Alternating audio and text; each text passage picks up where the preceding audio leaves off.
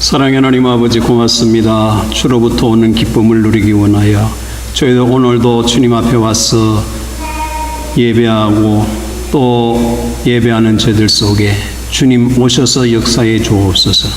이제 말씀 들으려 합니다. 하나님 말씀하여 주시고 말씀이 우리의 심령 속에 아르새겨지게 하시고 우리의 삶 속에서 주님 주시는 그 기쁨을 누리며 살아가는 복된 삶이 될 수 있도록 허락해 주옵소서.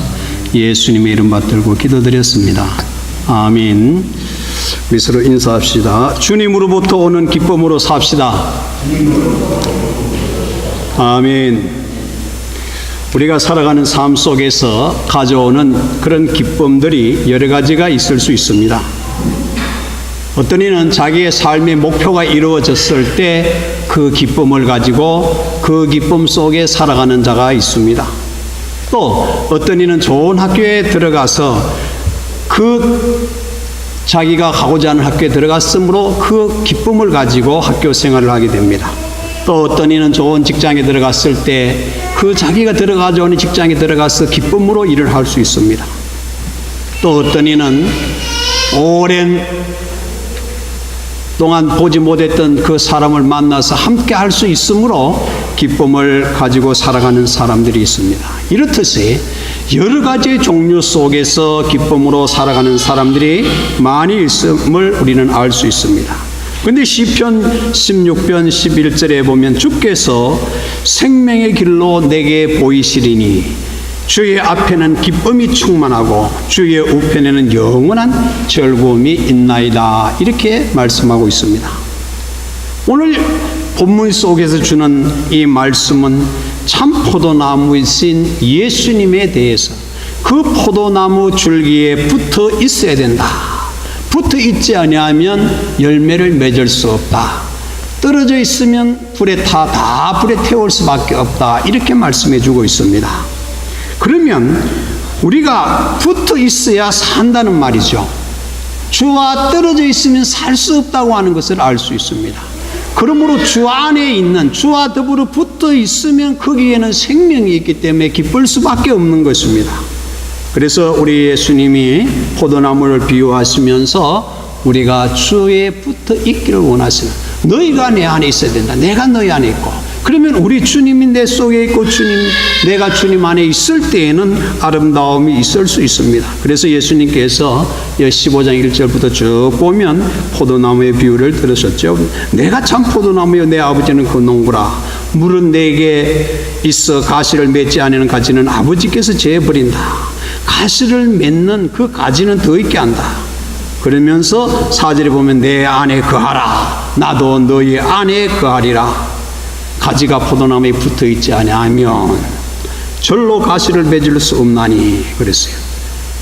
오늘 우리가 주님 안에 있을 때 우리는 행복한 자들입니다. 주님 안에 있을 때 우리는 기쁨을 누릴 수 있습니다. 그러므로 우리는 주님 안에 붙어 있기를 축원합니다.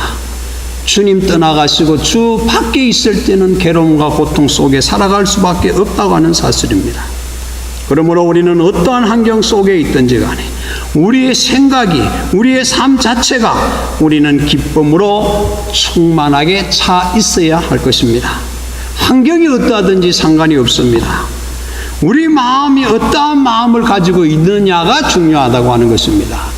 내 마음이 기쁨을 소유하고 있느냐, 아니면 슬픔을 가지고 있느냐, 괴로움을 가지고 있느냐, 고난을 가지고 있느냐, 고통을 가지고 있느냐에 따라서 나의 삶이 어떠한가, 그 사람의 삶이 나타난다고 하는 것입니다. 그러므로 환경을 탓하지 말고, 여건을 탓하지 말고, 내 삶의 내 생각과 내 속에 있는 내 마음을 주장하는 모든 것들이 무엇인가 하는 것이 중요하다고 하는 사실입니다. 우리가 어떻게 보면 미운 사람이 내 앞에 있을 때는 항상 미워 보입니다. 그러나 좋은 사람이 있으면 항상 내 마음이 뭐죠? 좋은 거죠. 기쁘죠. 그리고 내 생각에 달렸어요. 우리는 내 생각을 바꿔야 됩니다. 미운 생각이 있으면 그 미운 생각을 바꿔야 돼요. 왜? 예수 안에 내가 있는가? 예수와 붙어 있는가?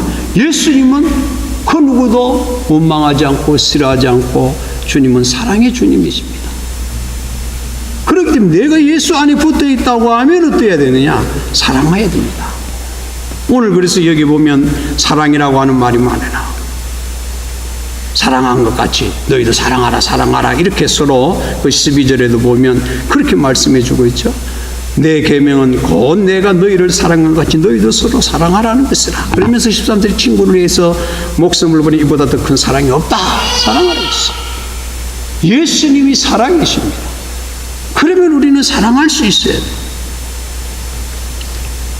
그래서 어떠한 환경 속에 있든지 어떠한 곳에 있든지 우리는 생각을 상상하는 것을 뭐로?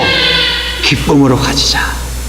기쁨으로 우리의 삶을 살아가자 하는 것이죠. 그래서 고린도후서 7장 4절에 보니까 내가 너희를 향하여 하는 말이 담대한 것도 많고 너를 위하여 자랑하는 것도 많으니 내가 우리의 모든 환난 가운데서도 위로가 가득하고 기쁨이 넘치는도다. 그렇습니다. 우리는 이 땅에 살아가면서 다른 여러 가지가 많이 있고 또 우리가 살아가면서 환난과 모든 그런 것들이 있다 할지라도 우리는 그 속에서도 기쁨이 있어야 된다. 오늘 우리 모두가 이 기쁨의 사람들이 될 수 있기를 바랍니다. 그러면 기쁨의 사람들은 어떠합니까? 늘 거기에서 떠나지 않도록 그 속에 있도록 그 속에서 살아갈 수 있도록 뭐하죠? 하나님 앞에 기도하는 거죠. 왜? 내가 그 사랑을 잊어버리지 않고 빼앗기지 않기 위해서 간직하기 위해서는 기도할 수밖에 없는 거죠. 하나님 내 사랑이 위해서 내가 계속해서 지속할 수 있도록 해주세요. 하나님 내가 이 사랑 안에 거할 수 있도록 해주세요. 떠나지 않게 해주세요. 기도할 수밖에 없는 것이죠. 그래서 우리 기쁨으로 사는 사람들은 그 기쁨을 빼앗기지 않도록 우리에게 기쁨을 있을 때 악한 마귀 사탄들이 와서 우리의 그 기쁨을 빼앗아 가려고 하잖아요. 우리 마음속에 기쁨이 허물어지도록 하려고 하잖아요. 그러면 우리는 그 기쁨이 허물어지지 않도록 어떻게 해야 되겠어요? 늘 하나님 앞에 기도할 수밖에 없는 거죠. 하나님 내 이 기쁨 빼앗기지 않도록 내 이 기쁨을 가지고 살아갈 수 있도록. 그래서 우리 성도들이 어떻게 보면 신앙생활 하는데 제일 중요한 게 뭘까? 기도다. 기도하지 않는 성도는 성도라고 할 수도 없죠. 그래서 기도가 중요하다는 것이죠. 근데 기도의 중요성을 아는 사람들은 기도하게 돼 있지만은 기도의 중요성을 느끼지 못하는 자들은 기도하지 않는다는 말입니다. 그래서 기도의 중요성을 알고 우리는 기도해야 된다. 생각해 보면 기도를 하는 사람들이 계속해서 지속적으로 기도합니다. 근데 기도의 중요성을 모르는 사람들이 기도한다고 뭐 되냐? 기도한다고 뭐가 이루어지냐? 기도한다고 뭐가 어떻게 되느냐? 기도야. 그렇게 기도를 안 합니다. 그러나 우리는 기도하는 자 반드시 그 기도는 들어주신다. 그 기도의 열매들은 나타난다고 하는 사실입니다. 생각해 보세요. 우리가 씨앗을 뿌려 나오면은 그 씨앗은 분명히 나게 됩니다. 그 씨앗이 나서 농부들이 기쁨을 주잖아요. 뿌린 농부들이. 자, 그러면 우리 성도들이 기도했다고 하면 그 기도의 열매들은 어떻게 하겠어요? 분명히 나타난다는 사실이죠. 그렇기 때문에 기도하는 거예요. 왜? 하나님께서는 반드시 응답해 주신다. 확신을 가지고 사는 자들은 언제나 그 확신 속에서 기쁨 속에 살아갈 수 있다고 하는 것입니다. 그래서 우리는 기도하는 것입니다.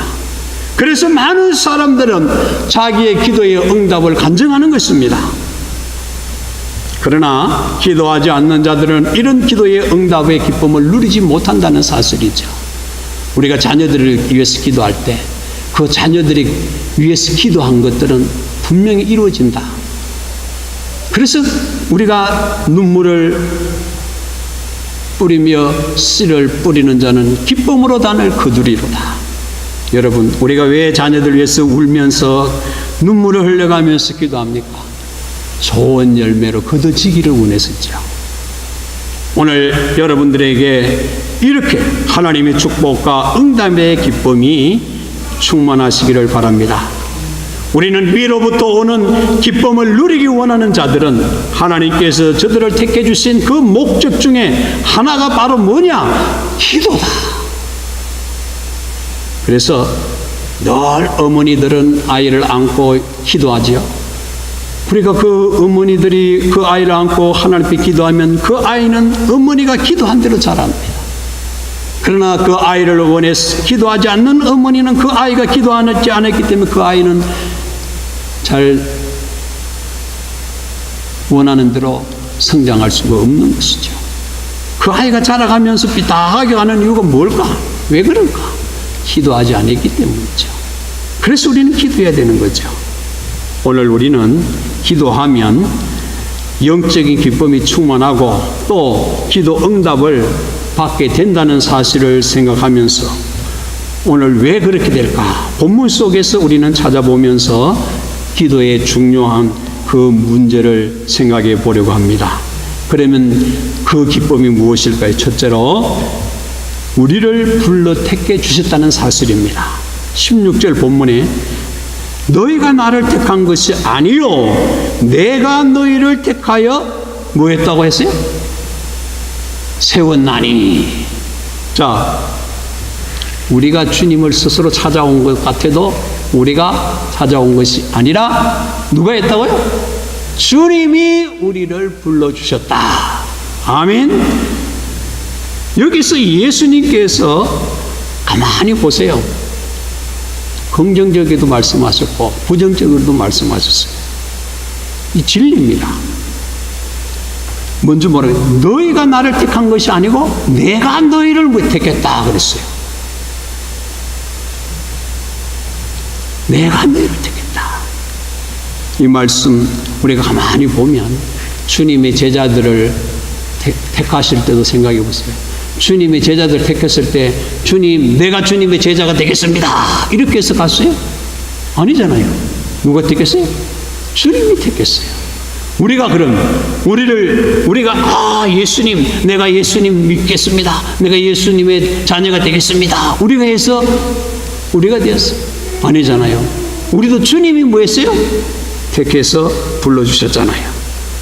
자, 이 말씀 우리는 예수 그리스도를 믿음으로 이제는 우리가 하나님의 자녀가 된 것도 우리가 먼저 자녀가 되겠다고 한 거 아니잖아요. 하나님께서 먼저 우리를 택하시고 불러주셨다고 하는 사실입니다. 그래서 이사야 43장 그 1절에 가보면 잘 알 수 있는 말씀이잖아요. 야곱아 너를 창조하신 여호와께서 이제 말씀하시느니라. 이스라엘아 너를 조성하신 자가 이제 말씀하시느니라. 너는 두려워 말라. 내가 너를 구속하였고 내가 너를 지명하여 불렀나니 너는 내 것이라. 오늘 야곱을 부르시고 야곱을 택하시 지명하셨던 하나님은 오늘 우리들의 이름을 부르면서도 아무 것이야 내가 너를 지명하여 불렀다. 내가 너를 택했다. 너는 내 것이라. 우리는 누구의 것입니까? 우리는 우리의 것이 아니라 우리는 주님의 것이라는 사실입니다. 그러므로 우리는 감사하며 살아야 됩니다. 우리가 어느 곳에 있든지 무엇을 하든지 간에 우리는 그래서 하나님의 것이라고 하는 사실을 알기에 우리는 하나님의 말씀 안에 거해야 됩니다. 바로 우리를 부르신 자가 하나님이시라는 사실입니다. 그래서 하나님을 떠나서는 우리가 살아갈 수 없는 존재입니다. 그러니까 오늘 예수님께서 나는 참포도나무 너희는 가지라 너희가 내 안에 붙어 있으라고 말씀하십니다. 우리는 그래서 주님 안에 붙어 있어야 됩니다. 주를 떠나서는 살아갈 수가 없다고 하는 사실입니다. 우리의 소유권은 우리의 것이 아닙니다. 우리의 소유권은 하나님께 있습니다. 그러므로 우리는 아무것도 할 수 없는 존재입니다. 하나님의 소유는 하나님이 하시는 겁니다. 그러므로 내 뜻대로 행하려고 하지 말고 모든 것을 하나님 앞에 맡기시기를 바랍니다. 하나님 해 주시옵소서. 하나님 허락해 주옵소서. 하나님 당신의 것이니 하나님 당신이 해 주옵소서. 내가 하려고 했던 일들이 너무 많습니다. 내 생각대로 내 고집대로 내 모든 것을 하려고 할 때가 많았습니다. 하나님 용서해 주옵소서. 하나님, 나는 아무것도 할 수 없습니다. 하나님의 것인데 내가 내 것인 양 내가 이렇게 저렇게 해보려고 했습니다. 하나님 용서해 주세요. 우리는 하나님 앞에서 우리들 자신을 내어놓고 고백하는 우리 자신이 될 때, 맡길 때 부르신 그가 우리에게 아름답게 이루어질 것으로 믿습니다. H.G. 스패포드 씨는 사랑하는 자녀들을, 두 자녀를 둔 그런 시카고에서 그 사업을 하던 사람이었습니다. 그는 행복한 삶을 살았죠. 사업을 하다 보니까 그는 행복하게 살 수가 있었어요. 근데 어느 날 갑자기 그러면 그 화재가 나가지고 그의 사업터와 자기의 그 집이 홀랑 다 타버리고 말았어요. 그러니까 어쩔 수가 없죠. 그는 이제 어떻게 생각하면 절망 가운데 있을 수밖에 없어요. 그래서 어떻게 할 수가 없어요. 가족이 같이 있을 수가 없어요. 그래서 이 스패포드는 할 수 없이 유럽에 있는 자기 친구에게 자기 아내와 사랑하는 두 자녀를 크게 보내기로 했어요. 그래서 이제 그 가족에게 말하죠. 이제 지금 이렇게 우리가 이렇게 됐는데 이제 그 친구 집에 좀 가 있으라고. 너희들 가서 좀 있으라. 그러면 아빠가 다시금 사업을 해서 일어나면 그때 너희들 부르겠다.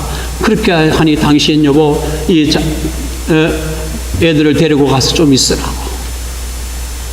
그렇게 하고 그는 자기는 이제 그 사람들을 통해서 돈을 빌려가지고 이제는 사업을 하려고 합니다. 내가 재기할 때까지는 가서 있으라고. 그리고 이제 그 당시에는 비행기가 없으니까 배를 타고 이제 대서양 그 부대에 가서 자녀들을 태우고 이제는 잘 가라고 인사하고 돌아옵니다. 돌아오는 도중에 그는 슬픈 소식을 듣습니다. 자기의 그 보냈던 아내와 두 자녀가 그 배가 뒤집혀지고 말았다는 거예요. 대서양 중앙에서. 근데 그 배가 뒤집어졌는데 그 자녀들 둘은 다 죽었고 아내만 겨우 살았습니다. 그 슬픈 소식을 들었어요. 그러면서도 이 스패포드는 그 가운데서도 우리가 잘 아는 470장 내 평생 가는 길 순탄하여 그는 그 찬송의 시를 읊었습니다. 그래서 그 찬송이 오늘날 우리에게 불러지는 그 찬송이에요. 그는 그러한 슬픔과 고통에 있는 그 환경을 이겼다고 하는 것이죠. 그 슬픔 환경 속에 이겨나갔다고 하는 것입니다. 바로 그는 그 승리를, 그 환경, 어려운 환경의 슬픔을 이길 수 있었다고 하는 거죠. 그는 그 고통의 환경이 오히려 하나님과 가까워지는데 가장 좋은 것이 되었습니다. 그는 환경이 비록 육신적으로는 그 얼마나 고통스럽습니까? 사랑하는 자녀들을 잃었던 그 슬픔 환경 얼마나 어떠했겠어요? 그러나 그는 영적으로는 하나님과 더 가까워지고 그들로 하여금 충실한 하나님의 일을 하고 하나님 앞에 가까이 가는 아름다운 생활에는 얼마나 그 슬픔이, 괴로움이 더 어떻게 보면 하나님과 가까워졌다고 할 수가 있습니다. 사랑하는 성도 여러분, 오늘 우리는 이러한 사실들을 대할 때마다 우리 자신은 슬픔 속에 그런 가운데 있으면 나는 어떠할까를 돌아봐야 됩니다. 요한일서 4장 19절에 우리가 사랑하면 그가 먼저 우리를 사랑하셨습니다. 아마 오늘 이 스패포드는 이 사실을 알았을 겁니다. 우리가 사랑하면 그가 먼저 우리를 사랑합니다. 주님은 우리를 사랑해 주셨는데 우리들이 하나님을 사랑할 수 있었던 것은 하나님께서 먼저 우리를 사랑해 주셨다고 하는 사실입니다. 사랑하는 성도 여러분, 우리는 성경 속에서 여러 사람들이 이러한 사실을 가지고 있는 것을 우리는 너무나 잘 알고 있습니다. 욥도 엘리야도 그랬습니다. 그들은 하나님의 사랑이 그들 속에 있었음을 알았습니다. 이제 우리는 어떠한 고통과 어려움이 있다 할지라도 그 속에 주님은 우리를 찾아오신다는 사실입니다. 그러므로 사람들은 우리를 버릴지 모르지만 주님은 우리를 결코 버리시지 않는다는 사실입니다. 우리가 골방에서 눈물의 기도를 드릴 때 그때에도 주님은 우리를 찾아오실 것입니다. 그리고 오셔서 그 골방 속에서 기도하는 우리의 그 기도의 눈물을 주님이 닦아주실 것입니다. 왜? 내가 너를 지명하여 불렀다고 하신 주님이, 우리를 부르신 주님이기 때문에, 나를 부르신 주님이기 때문에, 너는 내 것이라고 주님이 말씀하셨기 때문에, 주님의 것이기 때문에 주님은 우리의 기도를 응답해 주실 것이고 우리의 눈물을 닦아 주실 것입니다. 괴로워 낭망하지 말고 좌절하지 말고, 우리는 이제 우리에게 이러한 주님이 계시기 때문에 우리는 기쁨을 가질 수 있습니다. 어떠한 슬픔의 환경이 있다 할지라도 그 슬픔의 환경 속에서 우리는 기쁨을 가질 수 있는 유일한 것이 바로 여기에 있습니다. 오늘도 이러한 하나님의 기쁨의 아름다움이 오늘 우리 모두에게 함께 하시기를 축원합니다. 둘째로, 그러면 우리를 왜 택해 주셨는가? 택해 주신 목적이 뭘까 하는 겁니다. 여기서 예수님께서 무엇 때문에 예수님의 제자들을, 우리들을 하나님의 자녀로 불러주셨을까, 선택해 주셨을까? 16절에 잘 말씀해 주고 있잖아요. 왜? 가시를 맺게 하려고 했다 그랬어요. 거기 보면 너희를 택하여 세웠는데 이는 너희로 가서 가시를 맺게 한다 그랬어요. 여기서 가시를 맺게 한다고 하는 거, 택해 주신 그 목적이 이제 나왔어요. 가시를 맺게 하려 한다는 것이죠. 예수님의 제자들을 부르신 것은 왜 불렀습니까? 제자들 너희들 그냥 나를 절절절절 따라다니라고 부른 게 아니잖아요. 그냥 부르신 것이 아니에요. 불렀으니 이제는 부름에 합당하게 일하라는 말입니다. 열매를 맺으라는 말입니다. 그래서 예수님께서 그 제자들을 부르시고 제자들로 하여금 열매를 맺게 했죠. 마태복음 10장 1절에 예수께서 그 12제자를 부르사 더러운 귀신을 쫓아내고 모든 병과 모든 약한 것을 고치는 권능을 주셨다. 자, 그러면 그 주었으니까 너희 나가서 이제 그 일을 하라고 하는 사실이죠. 오늘 우리를 부르신 주님이 우리에게 주신 것이 무엇일까? 바로 우리를 부르신 주님은 우리에게 그렇게 가서 하라고 하는 사실입니다. 그래서 마태복음 10장 8절에 보면 병든 자를 고치고 죽은 자를 살리고 그 문둥병이 깨끗하게 되고 귀신을 쫓아냈다. 그래서 너희들 그저 봤으니 이제 그 뭐리요? 그저 주라. 그렇게 말씀했어요. 오늘 우리들은 주님이 주신 것을 가지고 이제는 주라는 말이에요. 그래서 사도행전 그 3장 6절에 보면 베드로가 가로되 은과 금은 내게 없거니와 내게 있는 것을 내게 준다. 나사렛 예수 이름을 주었잖아요. 그래서 일어나 걸으라 했잖아요. 걸었잖아요. 받았으니 주라는 말이에요. 우리를 부르셨으니 이제는 우리는 부르신 주님 앞에서 주님이 준 그것을 가지고 권세를 가지고 외면하지 말고 일하라는 말이에요.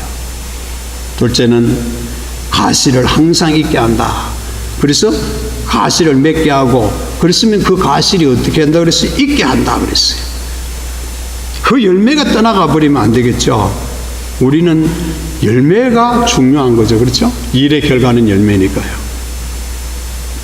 우리는 어떻게 보면 우리의 삶 속에서 우리는 말씀이 충만해. 그래서 주의 말씀 안에 거하고, 또 우리는 그 말씀 가지고 그 말씀 의지해서 그 믿음 안에 가져야 되고, 그 믿음 안에 있는 자들은 성령이 충만해야 된다. 그렇게 살아가야 되죠. 믿음이 없고 은혜 받지 못하고 성령이 충만하지 못할 때 우리는 어떻게 넘어지고 쓰러지잖아요. 그렇게 되면서 넘어지고 쓰러지면 실패자가 되잖아요. 하나님께서 우리를 택하여 주신 목적은 우리들로 하여금 선한 열매를 맺도록 하기 위해서 우리를 불러주셨다는 확실한 이 사실, 이 사명을 기억해야 됩니다. 우리가 선한 열매가 항상 우리에게 머물러 있도록 하기 위해서는 먼저 우리 자신들이 어떠한 자임을 바로 알아야 됩니다. 그것은 뭐예요? 나는 하나님의 자녀라고 하는 확신. 나는 하나님의 자녀다. 하나님의 자녀인 나를 대적할 자가 없다. 왜? 내 아버지가 하나님이라. 그래서 하나님 자녀. 어떻게 보면 권력이 있는 자들의 자녀들은 정말 보면 그 권력 있는 자들로 인해서 자부하고 자신을 가지고 만만하잖아요. 무엇이든지 당당하잖아요. 그러면 우리는 하나님의 자녀인데 하나님의 자녀 같으면 뭐 당당해야 됩니다. 내가 하나님, 우리 아버지가 하나님이시다. 겁낼 것이 없어야 돼요. 그럴 때 그 믿음 안에 있을 때 우리들에게는 열매가 떠나지 아니할 것입니다. 그래서 우리에게 갈라디아서 5장 22절에 우리에게 말씀해 주신 그 열매들이 있죠. 오직 열매들이 있다고 하는 것이죠. 셋째로는 우리가 내 이름으로 아버지께 무엇을 구하든지 다 받게 한다. 그래, 너희들 붙어 있으면 그러면 아버지께 구해라. 그러면 아버지가 다 이루어 주신다. 받게 한다. 이렇게 말씀해 주고 있어요. 우리가 그래서 기도하는 거죠. 우리가 그래서 기도하면 앞서 말씀드린 대로 기도하면 기도의 응답은 분명히 있다. 그랬어요. 그 기도의 응답은 변할 수가 없다고 하는 것이죠. 우리들은 언제나 기도하면 응답을 받겠느냐 받지 못할 거냐 하는 그런 염려가 있는데 이 염려가 이제는 없다고 하는 것을 확실하게 말씀해 주고 있는 것이 본문의 말씀입니다. 다 받게 한다. 무엇이든지 구하더니 다 받게 한다. 분명히 기도하면 이루어진다. 그래서 우리들은 선택해 주신 이유가 뭘까? 예수의 이름으로 기도하면 응답해 주신다. 그러려고 우리를 택하여 불러주셨다. 사실 우리가 예수 안에 있는 우리 믿음의 사람들은 중요한 것이 뭐죠? 기도의 응답이라고 하는 이게 확신, 이게 중요한 거죠. 그래서 기도하면 그 기도대로 이루어지기 원하는 것이고 또 이것은 뭐죠? 변할 수 없는 진리라고 하는 사실이죠. 이것이 바로 뭐냐? 하나님 말씀이에요. 하나님의 말씀은 살았고 운동력이 있다고 그랬어요. 항상 살아있는 말씀, 생명이 있는 말씀, 그 말씀이 있기에 우리는 살아서 모든 일들이 이루어질 수 있다고 하는 것입니다. 그러므로 우리는 믿어야 되는 것입니다. 왜? 믿는 자에게는 능치 못함이 없다. 문제는 우리가 기도하지 않는다는 사실입니다. 야고보서 4장 2절에 너희가 욕심을 내어도 얻지 못하고 살인하며 시기하여도 능치 못하나니 너희가 다투고 싸우노도 너희가 얻지 못하면 구하지 아니하며 그랬어요. 우리가 사실 구하지 아니합니다.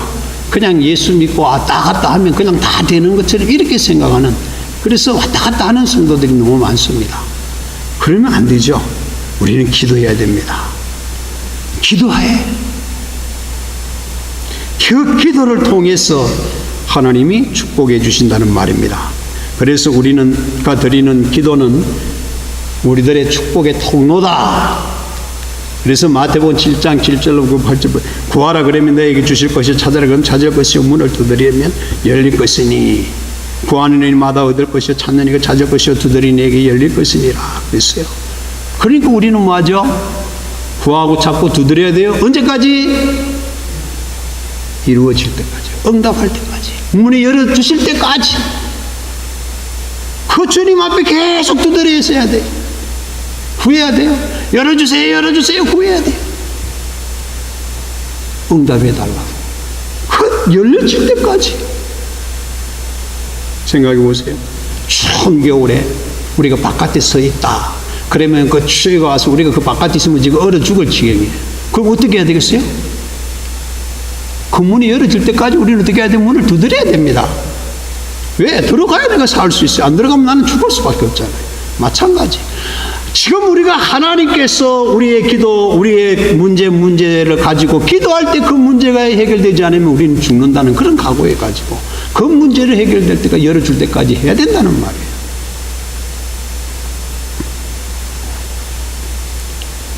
우리가 기도해놓고 가만히 입만 벌리고 이제는 주님이 주실 거야 하고 입을 벌리고 있어요. 보세요. 거기에 넣어주시나요? 절대 안 들어옵니다.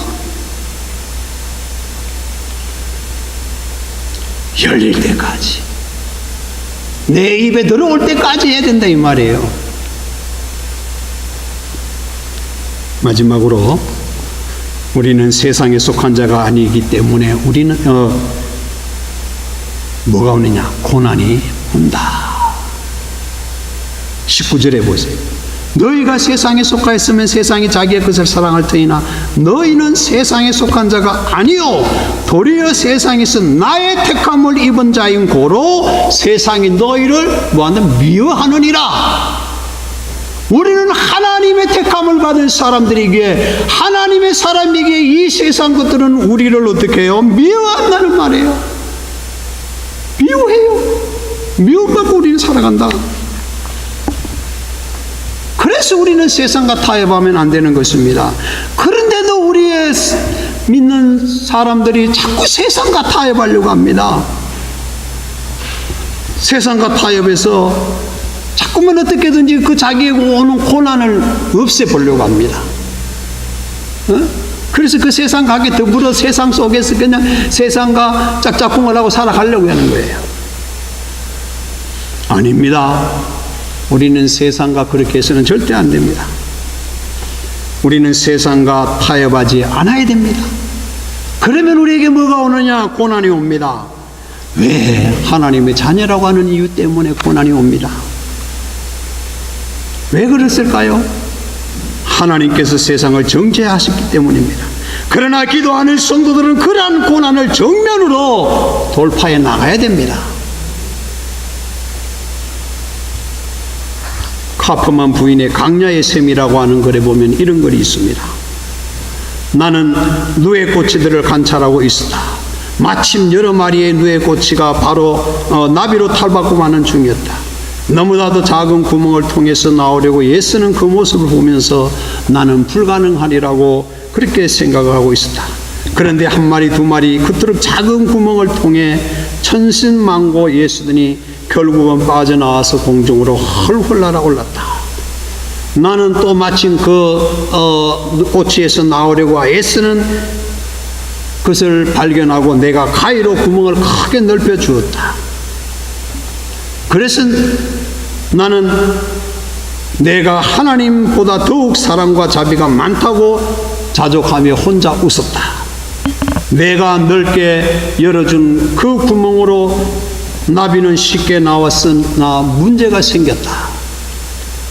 공중으로 솟아오르려고 몇 번 시도하면서도 결국 오르지 못하고 바닥에서만 맴돌 뿐이었다. 아차! 그때 나는 깨달았다. 작은 구멍으로 그 고통하며 힘쓰면서 나와야 그 몸의 영양분의 날개를 끝까지 공급하게 되고 날개가 나를 심하게 마찰하면서 날아오를 만큼 건강해진다는 것을 알게 되었다. 여기서 깨달은 거죠. 그 나비가 그 구멍을 뚫고 나올 때 바닥바닥바닥 하며 힘을 쓰면서 그 날개에 뭐를? 힘을 기른다는 겁니다. 그래서 거기 빠져나왔을 때 힘이 있어서 난다는 거예요.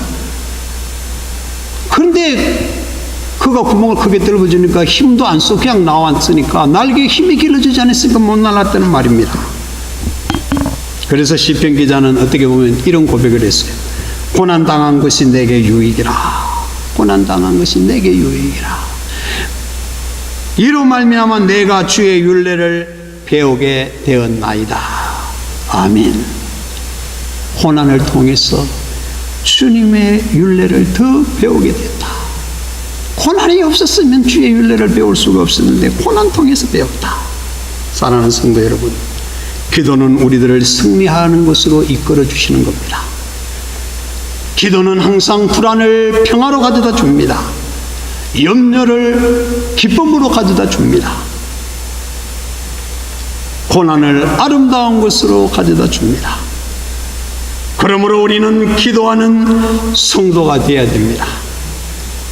그래서 베드로전서 2장 19절로 21절에 애매히 고난을 받아도 하나님을 생각함으로 슬픔을 참으면 이는 아름다우나 죄가 있어 매를 맞고 참으면 무슨 칭찬이 있으리요. 오직 선을 행함으로 고난을 받고 참으면 이는 하나님 앞에 아름다우니라. 이를 위하여 너희가 부르심을 입었으니 그리스도도 너희를 위하여 고난을 받으사 너에게 본을 끼쳐 그 자체를 따라오게 하려 하셨느니라. 여러분, 요한복음 15장 8절에 오늘 본문 속에서 너희가 가시를 많이 맺으면 내 아버지께서 영광을 받으실 것이요 너희가 내 제자가 되리라고 했습니다. 오늘 이제 우리는 고난 가운데서도 어려움 가운데서도 기쁨을 가지고 그 기쁨 속에서 기도하게 되고 그 기쁨 속에서 살아가게 된다고 하면 우리가 그 기도를 통해서 하나님은 영광을 받으시고 우리는 그 몸부림치고 고난 속에서 기도하던 그 고난의 기도가 응답됨으로 기쁨을 누릴 수 있는 것입니다. 우리는 이 약한 세상입니다. 험악한 세상입니다. 괴로운 세상입니다. 우리는 기도하지 않아야만 이 험악한 세상을 견딜 수가 없습니다. 살아갈 수가 없습니다. 헤어나갈 수가 없습니다. 그러므로 우리는 몸부림을 치면서라도 기도드림으로 우리는 응답 받고 그 응답 속에서 예수 이름으로 이 약한 세상을 이기고 우리는 기도하면 주님이 넉넉히 이기게 하시리라고 했으니 우리는 이기고 영적인 큰 기쁨 속에서 살아가는 복된 삶이 되시기를 주의 이름으로 축원합니다. 자비하신 하나님 아버지, 은혜와 사랑을 감사합니다. 우리는 하늘로부터 위로 오는 기쁨을 가지고 살아가야 될 텐데 우리는 어떻게 보면 이 땅에서 오는 기쁨을 가지고 살아가려고 할 때가 얼마나 많았습니까? 하나님 용서해 주옵소서. 이제 우리는 이 땅으로 오는 기쁨이 아니라 하늘로부터 오는 기쁨을 누리며 살아가는 복된 사람들이 될 수 있도록 허락해 주옵소서. 예수님의 이름 받들고 기도드렸습니다. 아멘.